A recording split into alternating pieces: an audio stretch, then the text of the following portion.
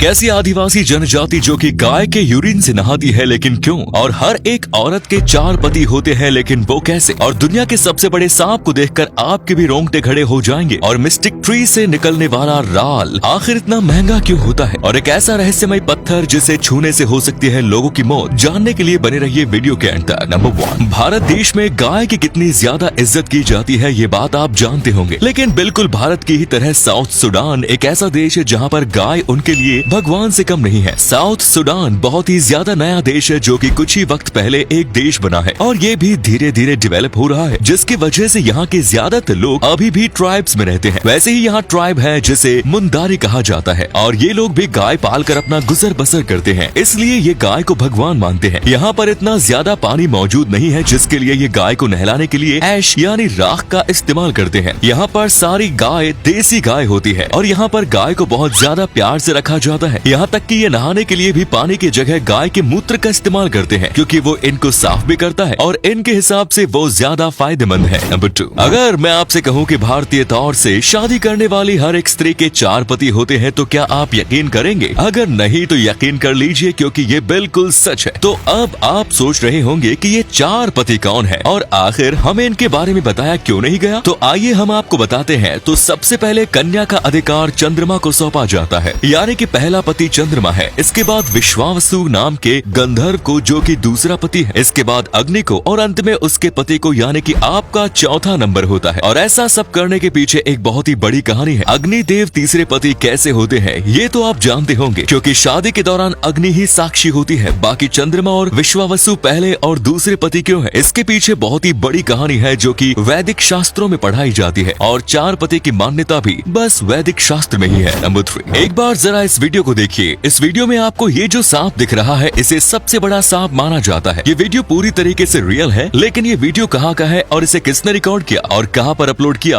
ये सारी बात आज तक पता नहीं चल पाई। इसी वजह से सांप के अस्तित्व पर हमेशा से सवाल उठाए जाते हैं। पहले तो लोगों का दावा करना था कि ये एक एनाकोंडा है, लेकिन इसकी लंबाई से अंदाजा लगाया जा सकता है कि ये एनाकोंडा नहीं बल्कि एक रेटिकुलेटेड पाइथन है, जो कि दुनिया के सबसे ज्यादा लंबे सांप होते हैं। आज तक पकड़ा गया सबसे बड़ा रेटिकुलेटेड पाइथन 7.67 मीटर का था, लेकिन वहीं पर एक्सपर्ट्स का इस वीडियो को देखकर कहना है कि ये सांप करीब 8 मीटर तक लंबा हो सकता है, जो कि इसे दुनिया का सबसे बड़ा सांप बना सकता है। अगर इस वीडियो के ऑथेंटिकेशन का प्रूफ मिल जाए तो इस सांप को ढूंढने की कोशिश की जा सकती थी, पर शायद अब बहुत देर हो चुकी होगी। शायद ये सांप अब जिंदा भी ना बचा हो। नंबर 4, यूरोप के स्कैंडिनावियन के इतिहास में एक ऐसा श्रापित पत्थर है जिससे लोग आज भी डरते हैं। इस पत्थर का नाम जॉट्रॉप है और इसे स्कैंडिनेवियन के इतिहास में सबसे ज्यादा श्रापित वस्तु माना जाता है। ये करीब 14 फुट का एक बड़ा सा पत्थर है और उसके ऊपर प्राचीन भाषा में किसी प्रकार का श्राप लिखा हुआ है और माना जाता है कि जो भी व्यक्ति इस पत्थर को तोड़ेगा तो मौत उसके पीछे हाथ धोकर बढ़ जाएगी और उसके बाद उस व्यक्ति का बचने का कोई भी चांस नहीं होगा। यहाँ पर ऐसे और भी कई सारे पत्थर हुआ करते थे जिस पर इसी प्रकार के श्राप लिखे होते थे और जिसने भी उसे तोड़ने की कोशिश की उसके साथ बहुत ही ज्यादा बुरा हश्र हुआ, उसकी बहुत ही ज्यादा भयानक तरीके से मौत हुई। और इसी वजह से आज ये एक टूरिस्ट प्लेस तो है, लेकिन कई लोग यहाँ पर जाने से डरते हैं, क्योंकि क्या पता छूने से छोटा पत्थर कहीं से टूट जाए और वो अपनी जान से हाथ धो बैठे। नंबर 5, ज्यादातर जो पेड़ होते हैं वो राल नाम का एक चिपचिपा सा पेस्ट अपने तने में से निकालते हैं। ये इसलिए होता है ताकि वो पेड़ को ठीक कर सके। जब पेड़ को चोट लगती है तो ये राल उसको ठीक करते हैं, लेकिन इसका बहुत सारी चीजें बनाने में यूज किया जाता है। ये इतनी ज्यादा महंगी नहीं होती सिवाय मिस्टिक पेड़ के राल को छोड़ के। ये खास तरीके का पेड़ जो कहीं पर भी नहीं उगाया जा सकता